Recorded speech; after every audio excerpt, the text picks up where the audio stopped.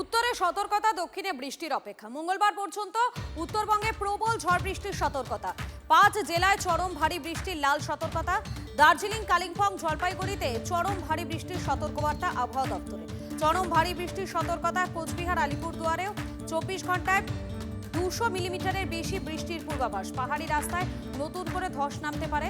উত্তরের নদীতে আচমকা হরপাবানের আশঙ্কা। মঙ্গলবারের পর বৃষ্টি কমবে উত্তরবঙ্গে। আমাদের প্রতিনিধি কমলেশ রয়েছেন আমাদের সঙ্গে। কমলেশ, কি আপডেট তোমার কাছে?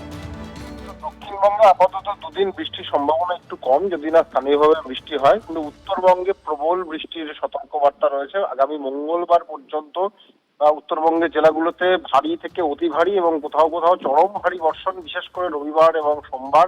আর দিনে কোথাও কোথাও 200 মিলিমিটারের বেশি বৃষ্টি হওয়ার আশঙ্কা রয়েছে দার্জিলিং, কালিম্পং, জলপাইগুড়ি, কোচবিহার এবং আলিপুরদুয়ারে। ফলে পাহাড়ি এলাকাতে মাঝে মধ্যেই ধস নামছে। এবারে বর্ষায় নতুন করে আরো ধস নামতে পারে, রাস্তা বন্ধ হয়ে যেতে পারে এবং পাহাড়ি নদীতে হরপাবানের আশঙ্কা রয়েছে। ডুয়ার্সে নদীতে জলস্ফীতি হতে পারে এবং দক্ষিণবঙ্গকে ভালো বৃষ্টির জন্য 29-30 জুন এবং 1 জুলাই ভালো বৃষ্টি হতে পারে। পরিস্থিতি সেরকম অনুকূল পরিস্থিতি তৈরি হতে পারে। ধন্যবাদ তোমাকে। উত্তরবঙ্গে দুর্যোগ মোকাবিলায় প্রস্তুত প্রশাসন, জানালেন উত্তরবঙ্গ উন্নয়ন মন্ত্রী নিশীথ প্রামাণিক। জেলা শাসকের সঙ্গে বৈঠক করে উত্তরবঙ্গের সামগ্রিক পরিস্থিতি, বিশেষ করে বর্ষার সময় দুর্যোগ মোকাবিলা নিয়ে আলোচনা করেন মন্ত্রী। দার্জিলিং এবং কালিম্পংয়ে হরপাবানের আশঙ্কা এবং সেই আশঙ্কা থাকায় প্রশাসনকে সতর্ক থাকার নির্দেশ দেওয়া হয়েছে। যে কোনো জরুরি পরিস্থিতি মোকাবিলায় এনডিআরএফ, এসডিআরএফকে প্রস্তুত থাকতে বলেছেন উত্তরবঙ্গ উন্নয়ন মন্ত্রী। ভুটানে প্রবল বৃষ্টির কারণে উত্তরবঙ্গের নদীগুলোর জলস্তর বাড়ছে। তিস্তা, তোরসার মতো গুরুত্বপূর্ণ নদীর জলস্তর নিয়মিত পর্যবেক্ষণ করা হচ্ছে।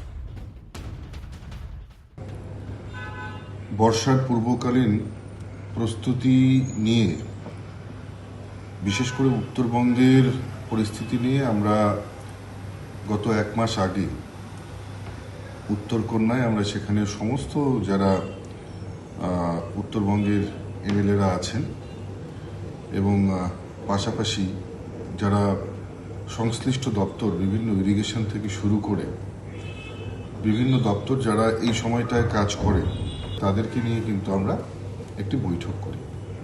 তো আমরা এটাকে যেটা দীর্ঘমেয়াদী পরিকল্পনার মাধ্যমে নিশ্চিতভাবে আগামী বর্ষ থেকে আমরা অ্যানুয়াল অ্যাকশন প্ল্যান তৈরি করছি। সেই প্ল্যান অনুযায়ী ইমপ্লিমেন্টেশন হবে।